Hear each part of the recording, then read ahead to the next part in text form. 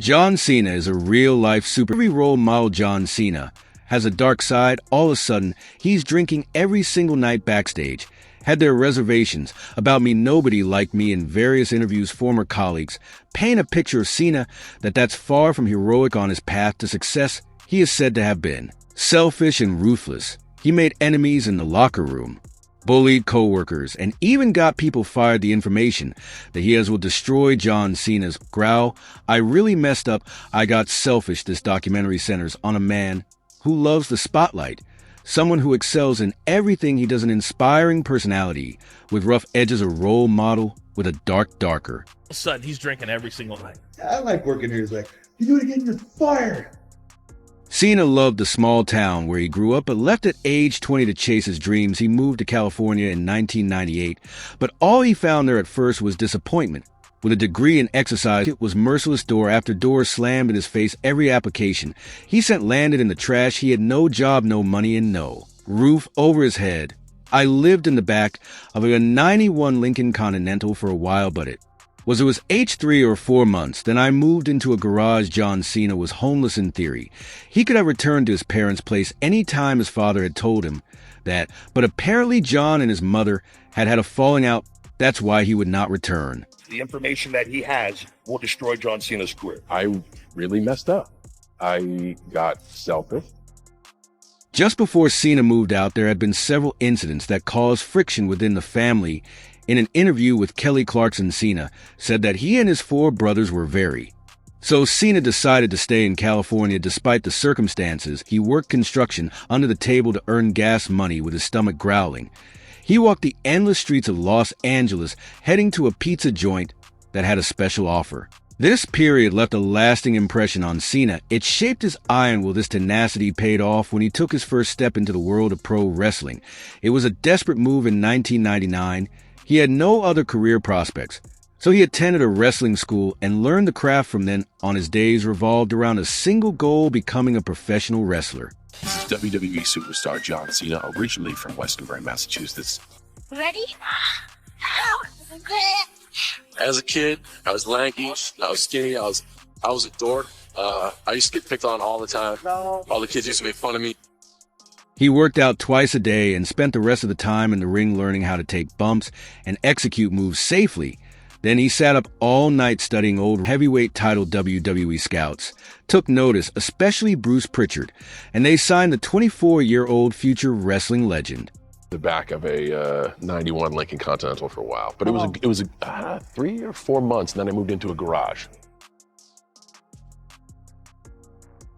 He was just a natural-born entertainer, and he just had a strong sense of professional wrestling. We were a little bit further into training, but he felt like he was already a step ahead of us. Cena had made it to the big leagues, or at least their developmental territory. He turned heads and made enemies already. He seemed overzealous, overly serious, and overly arrogant. I remember when Cena came, and everybody was kind of like, this guy think he is, he was a different kind of cat. But like there was something special about him. Randy Orton and John Cena didn't get along at all, but they had 2 things in common: their enormous talent and a willingness to learn. They were 2 pit bulls in one cage, but the friction between them translated beautifully into in-ring chemistry. I don't plan on impressing Ric Flair. I plan on impressing Vince McMahon. After a successful run in the developmental system, WWE was willing to take a chance on Cena. Vince McMahon invited him to a meeting. However, it didn't go very smoothly. Your mother, what is that? I think at that point, my mom, I got 4 brothers. Okay. I think my mom was just happy we were all in one piece. Sometimes it did get a little out of hand. We were just like a pack of hound dogs. Like, we didn't care. We'd come in with muddy feet and track all over the floor. We'd just get crayons and run on the walls. And we got a bottle of spray paint. The walls were whatever color the paint was. But Vince McMahon saw something in Cena. He gave him the opportunity of a lifetime, a TV appearance on SmackDown. John Cena gave his legendary debut and faced off with Kurt Music Angle. Ruthless music. Aggression. Cena delivered his debut, impressed even The Undertaker, a locker room leader at the time. But the excitement soon faded. He didn't really stand out anymore. His initial shine wore off quickly. And after a few months, he was just another generic bodybuilder. The only difference being the color of his trunks. So I had WWE higher up. With disappointed looking back, Cena considers it a failure on his part. Vince McMahon felt the same way, like I almost got fired for being that bad. Frustration by Johnson, like I was just there to maybe have one last time in the ring. I was on the way out, but he got one last shot to make it another character. Cena had always been a hip-hop fan, and during this time, he discovered the art of freestyle rap on a bus ride. He started rapping along with Rey Mysterio, and for 5 minutes I shredded everybody, and Stephanie just happened to be in the front of the bus. And on the way out, she was like, how did you remember all that? Are you kidding me? I just kind of think of words on the spot and come up with it. That's how freestyle, you don't remember it. She's like, yeah, but you rhymed everything. Like, yeah, that's the deal. And she was like, would you like to do that on TV? __. Yes, I would. This was the singing period, but with his rise to the main roster, more names were added to the list. The thing is, me and John, we don't get along on a personal standpoint whatsoever. The couple times that I have met him, he was a dick. Everybody backstage had their reservations about me. Nobody liked me at all. There's a little bit of air of jealousy as well, right? Because why is he getting an opportunity to go out and do this? There were many reasons for his poor standing. John Cena is a very self-assured person, and he's not afraid to let it show. Many interpreted this as arrogance. Cena also made a lot of jokes, often at the expense of He can talk the part. We're bigger than you, we're better than you, and we deserve to be the tag team champions. Oh, you didn't get that? Let me rewind it for you. Because we're bigger than you, we're better than you, and we deserve to be the tag team champions. His colleagues, some of them found his humor inappropriate and embarrassing. Before long, he had gained a bad reputation. Cena didn't take advice from wrestling veterans. He brushed it off and preferred to do it his way. As a result, colleagues said he had no respect for the wrestling business. Everyone was like, hey, don't work with John. He has no respect for anybody. He has no respect for this business. I don't think he's going to be anything. In the same interview, Cena said he was well aware of how unpopular he was. However, he didn't want to change himself for anyone. I never much cared about the perception of myself behind the curtain. The people that didn't like me aren't going to like me, but it didn't affect me, and how I did work, I didn't listen to their comments because I know that they weren't genuine. Cena's success in the shows proved him right. He established himself as a key figure for WWE, and he worked hard and said, show you can't let this guy win. He's a flash in the pan. Don't do it. It'll hurt your career. You're a giant. Big Show did what was asked of him. He defeated JBL for the WWE Championship and had thus reached the top of the wrestling mountain. At this time, top stars were in short supply. Stone Cold Steve Austin, The Rock, and Brock Lesnar had all left the company. This vacuum at the main event level was a huge opportunity for young talent like Cena, and John was able to fill and check every box. You can't see me, but despite his success, Cena remained unpopular, and he made a critical decision that brought in even more backlash. Cena wanted to make the WWE title his own, thus the spinner belt was born. A championship with hip-hop vibes. Veterans behind the scenes could only shake their heads at this point. In their eyes, it was just another example of Cena's disrespect for the business. The spinner belt, 30-something PBS of garbage. The WWE Championship title is full of prestige, but critics say in Cena's hands it became a toy. On the Cena epitomizes the PG era. He's popular with children and family-friendly, but a significant part of the audience were adult men who grew up with a very different product. As demographics started booing Cena, you had John getting this electric reaction whenever he came out, both positive and negative. And watching it when it first happened, you're going, and holy, they're booing him out of the building. What the hell? And yeah, there's a little bit of panic there because this was all new territory. You never really saw anything like this. Really devoted hardcore fans wanted to come specifically because it got to be cool to boo John Cena. Cena was also criticized for his work in the ring, for being no more than an average wrestler. However, these claims contradict statements from wrestling legends like Shawn Michaels, Kurt Angle, and Bret Hart. They repeatedly praised Cena in interviews and expressed admiration for his in-ring abilities. Bret Hart complimented Cena's timing and his ability to lead matches, two aspects of the craft in which the Hitman himself was a master. Over the years, John Cena put on some of the most entertaining, most highly acclaimed company asked of John to do during this period of time in terms of media appearances. In addition to working a full schedule, I can't even put into words how huge that amount of time committed would be. Cena's work ethic is unparalleled. During his time at the top of the division, he sacrificed almost every living moment to his career. It's hard to say how many hours he worked per day because everything he did for his career. Every single day he got up in the morning and went straight to the gym, though it's going to be a long day, but at Least I want to get some work done before all the work needs to be up after his workout. It's usually off to media appointments at radio stations or talk shows on wrestling days. He usually arrives early. He spends a lot of time preparing his matches and planning promos. He heads over to the next tour stop. And the cycle continues. I will average for like a 5-day stretch between 1 and 4 hours of sleep. And then on day 6 I will sleep for 8 hours, sometimes possibly 12 hours, and then repeat the cycle. Again, my day before that to get here was 46 hours and I will immediately go from here to other business. A wrestler's life is very stressful to stress. He stepped into the ring hungover, but he took care not to let it show as stress-induced. Excessive alcohol consumption didn't stop him from delivering great performances in the ring. He comes out, you could smell the alcohol coming out of his forest, but to his credit, him and Michaels and people go back and watch it, had an absolute, just a magic match. And he had been drinking nonstop for 9 days, no matter the circumstances. Cena off marked in his calendar. He's always busy. TV shows, radio stations, business meetings where he negotiates which film set he'll be on. Next, top guys, they don't get to go home much. I know John Cena's schedule for years was insane.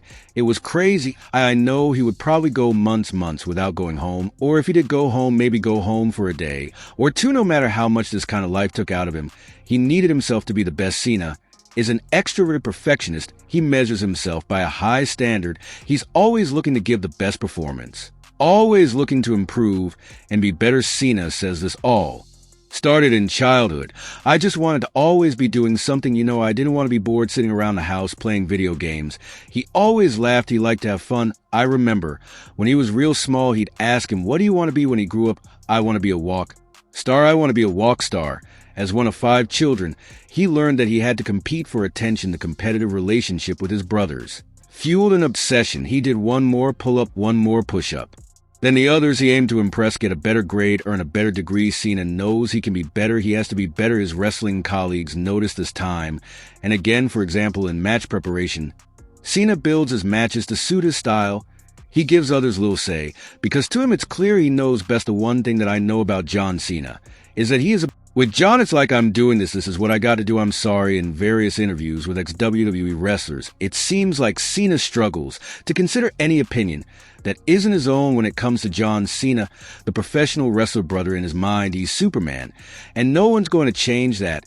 __. Former colleagues say Cena likes to do his own thing. This became particularly evident in the summer of 2010 when the Japan coming group, the Nexus, turned WWE upside down. The Nexus faction had caused a stir by attacking and other top stars and trashing the ring. The feud reached its climax at SummerSlam. Team Nexus faced Team WWE, led by John Cena. We knew that this being our first test, as these rookies who were treated like idiots on NXT, who are now running roughshod over the WWE, and others. Cena didn't want to lose. He didn't want to give Nexus their big moment and oppose the idea. When Edge and Chris Jericho heard about this, they were furious. Experienced colleagues Chris Jericho and Edge. Cena insisted on defeating Nexus as Edge and Jericho later recount on the talk as Jericho podcast cast. John wanted to do things a certain way, and we told him you're wrong, and he did it anyways, and it sucked. He was adamant to what he faded into obscurity. Afterwards, Cena later admitted that he regrets his decision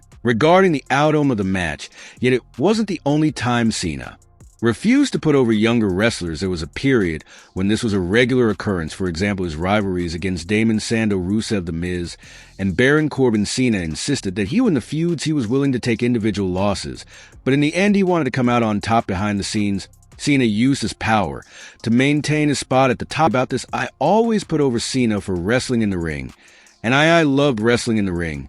But there was another person you can't get caught up on. The guy is pointing his finger at Cena. It was all about me using a finisher that looked similar to his. I was using the Burning Hammer.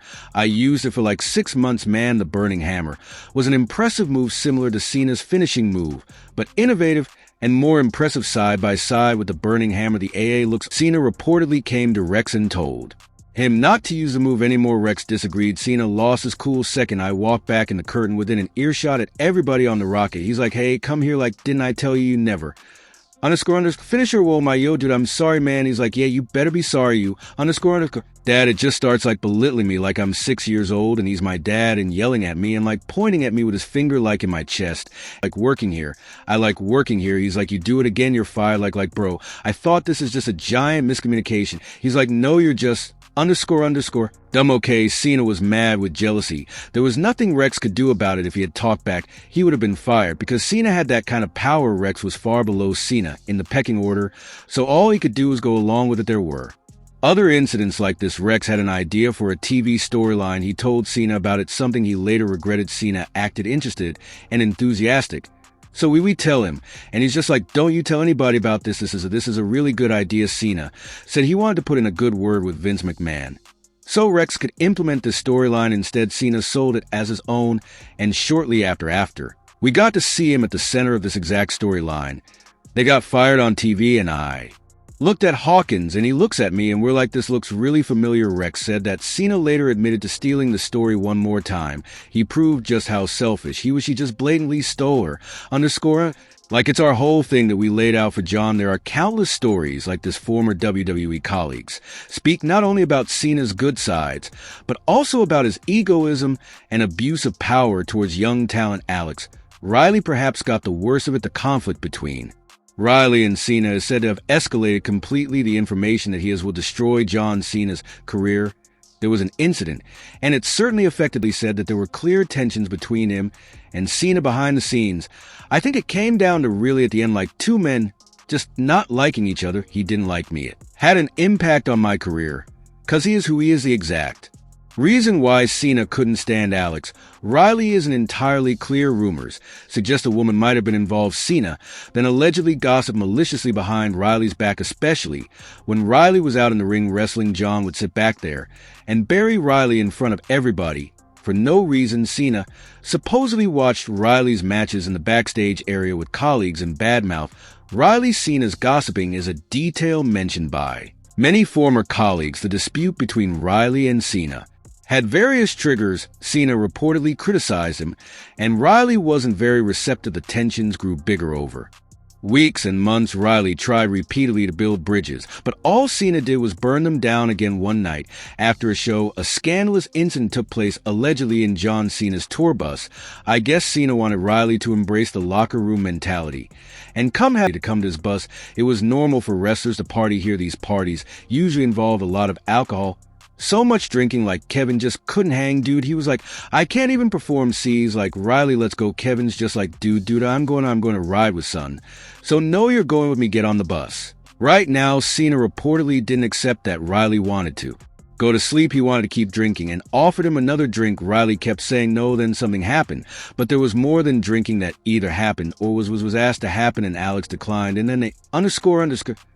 And if that story comes out, that alone will __ destroy Jan. It will __, because people are going to see the real John Cena. Ryback's insinuation fueled explosive speculation that Cena might have acted sexually inappropriate that evening. However, we must explicitly point out that these speculations are unconfirmed rumors about Cena's sexuality, have been circulating for some time, whether he's bisexual, whether he had a relationship with his longtime personal coach. There are no valid indications for any of these speculations. What exactly happened that night between Riley and Cena, we simply don't know. Riley doesn't want to talk about it in public. I'm not going to talk about it right now. I'm not in the habit of destroying himself with anger because he didn't get his way on an unknown point. The following weeks became hell for Riley. Cena had allegedly set out to end Riley's career. John would sit by the monitors and just destroy Riley and just talk about how much of a piece of SH that he was, how horrible that he was every single day. All of us, me, Usos, everybody would just look at each other like, what the _ is wrong with this guy? There's John rifling through Kylie's bag, and he pulls out like a bottle of BCAAs. He's like, you think this shit's legal? Is this legal? He just trying to get Kylie fired. It was just insane. Cena had hoped to find drugs in Riley's bag to give Vince McMahon a reason for his dismissal.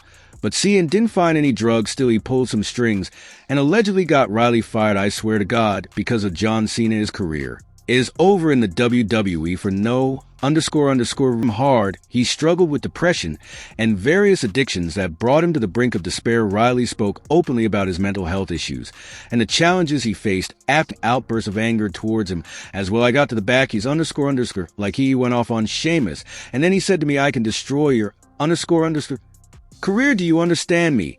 And I just like I look, I go with underscore. Is wrong with you, Cena was reportedly beside him and then took out this anger on his colleagues behind the curtain, this kind of accusations that weren't in the script deviated from the plan, and insulted his opponents with some real allegations in hindsight. Cena bros in a promo, do you know what Stone Cold was? Right when he called you out on his podcast, applause, he also showed up Roman Reigns on the mic. When Reigns briefly forgot his promo, John Cena used that fact mercilessly against him. Go ahead, find it, go ahead, oh music. Wait, it's called a promo Katie, and quick wit from battle rap paid off. He's one of the best mic workers, and all of wrestling fans love his shoots unscripted punchlines and speculate how much of what he said is real. However, these shoots also got Cena into conflicts, especially when he expressed serious criticism of colleagues in front of the cameras. He did this, for example, against The Rock. I don't need my notes for my promo on my wrist. In the past, Rock had repeatedly written notes for his promos on his wrist. However, he didn't expect Cena to expose that fact there were real tensions between the two apart from script and story. Every day, right, what a hypocrite I am, because I still love WWE. And I can't go all the time. Cena's criticism was that The Rock didn't really love wrestling. He says he loves the business so much, and then one day he just leaves. And that was a very painful accusation for The Rock, because there are few things more important to him than the wrestling business, which is a family business to him, the business in which he experienced his father as a great hero and his mother as a respected promoter. Wrestling is a family matter for The Rock, which made Cena's comments all the more scathing and hurtful. There was a lot of bad vibes between us, and rightfully so. We wouldn't talk to each other. There was a lot of stepping over the line of boundaries of what's permissible and trustworthy in the ring, and what's not. I violated his trust again by calling him out on some underscore that I didn't necessarily ask for his approval. He did the same to me. So we grew farther and farther apart. The feud between the two ended after their first big match at WrestleMania 28. I think it was in those 30. He doesn't see the whole picture, yet working together enabled them to resolve their conflict. Cena later regretted his disrespectful treatment of The Rock and apologized to him and his mother. You're supposed to have trust with each other, and I violated his trust today. Cena and The Rock have a friendly relationship. They text each other a lot and discuss their current projects. Generally speaking, Cena has many friends in the WWE. Numerous colleagues appreciate him. However, his deepest friendship connects him with an extremely controversial music figure. John Cena stands for loyalty, but his loyalty towards McMahon is highly controversial. Despite the shocking allegations against McMahon, he continues to stand by his mentor. In an interview with Howard Stern, Cena stated, "I love the guy. I got a great relationship with the guy." So that you know that this statement sparked a wave of outrage. The accusation was that he seemed to ignore the severity of the allegations against McMahon. But the accusations against Vince McMahon are anything but trivial. They range from sexual coercion to human trafficking. Former WWE employees have made harsh criticism from journalists around the world. They questioned whether Cena adequately considered the alleged victims and the seriousness of the situation.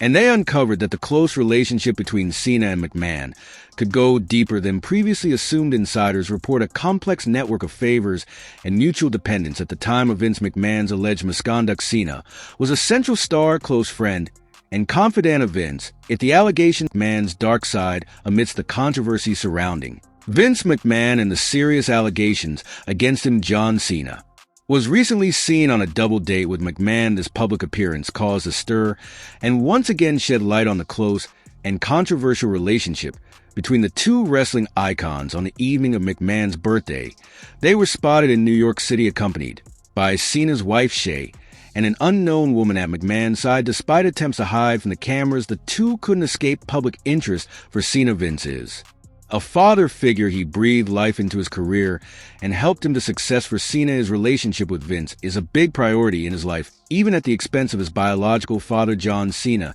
Sr. has a good relationship with his son, but Cena's success in wrestling affected his entire family. On every wedding, every birthday, one person tried to make amends with his mother. There's no bad blood between them anymore, and for a while Cena called her every day. He also surprised his brother on a TV show where he was honored as a police officer. John expressed his appreciation and fought back tears. So did his brother and their host Kelly Clarkson. He loves his work and he never once takes it home with him, and he's a wonderful father and a wonderful husband and a wonderful brother, and to be able to manage all that I can't even manage my own life, and for him to be able to manage all that's a difficult. John Cena loves his family, but he loves the business more on the altar of success. He even sacrifices marriage. In 2009, Cena married Elizabeth Hubero. It seemed like the perfect fairy tale, wedding the rising superstar.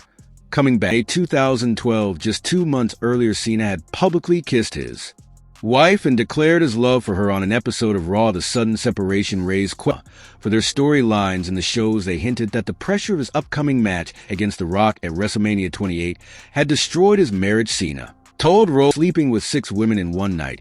He also admitted to having repeated one-night stands with female fans. When it's there, it's tough to say no. I'm a man. Howard Stern probed further and brought more stories. Challenge set out to me by the entire roster, even at WWE. Cena had multiple love interests. He is often associated with Mickie James. The two, Ken Don, later exposed all the dirty details he had been with Mickie James, but she cheated on him with Cena. Later, Cena allegedly dropped her. According to D, she was still in love with Cena and couldn't let go. Cena then asked Vince McMahon to transfer her to the other brand, SmackDown. This happened shortly and didn't see each other, as often rumors suggest that Cena subsequently dated Victoria Kelly and AJ Lee, all for short periods, until he fell in love with Nikki Bella. In 2012, the two had been dating for less than a year when they moved in together. However, Cena demanded that his girlfriend sign a document beforehand, a long document, 75 pages. It laid out various house rules and guidelines for living together. The reality TV series Total Bellas also addressed the strict home. This is his baby, like legit his baby. The reason for Cena's unusual behavior is OCD, an obsessive-compulsive disorder that manifests in Cena as being extremely meticulous about cleanliness and order. These are the house rules. The formal dinner once every week, usually on Wednesday. Shoes are encouraged for formal dinner, but wear a clean set of shoes. And if your own habits are leaving your towels on the floor, not attending to your laundry, not making your bed every day, and change your habits and respect hours. For a while, there was a weekly dinner and evening attire at the Cena Villa. However, Brie Bella showed up without her shoes on, which reportedly made John Cena angry.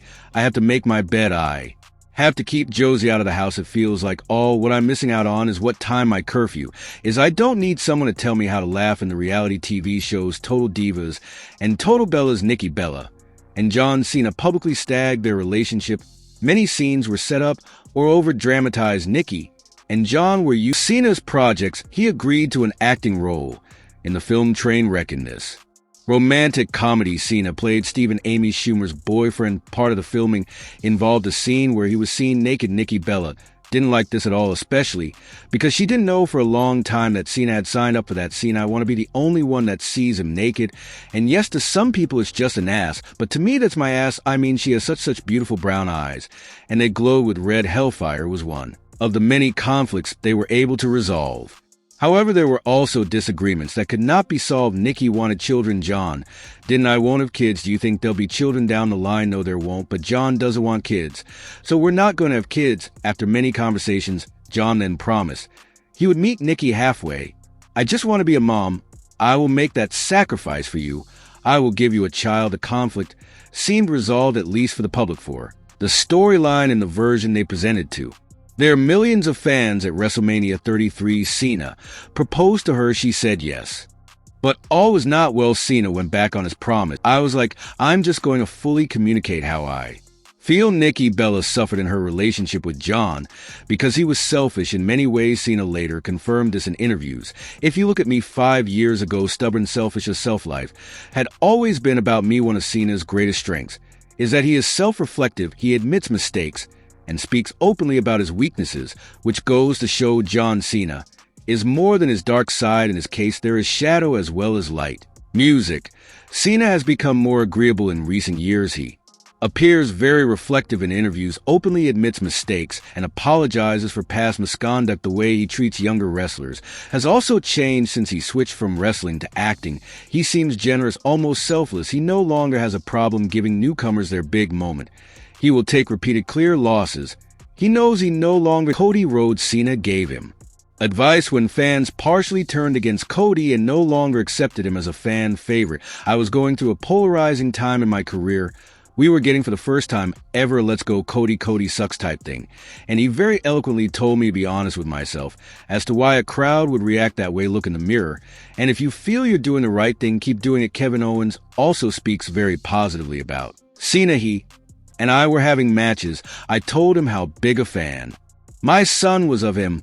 He fighting thought music. Cena, I eventually had the opportunity to bring Owen to meet John, and John had a 2-page handwritten letter for my son.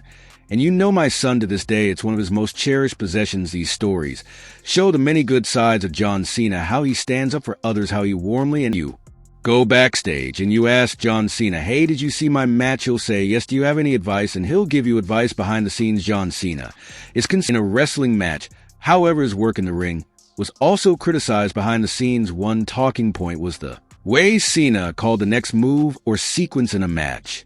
Communication between wrestlers needs to be short and discreet.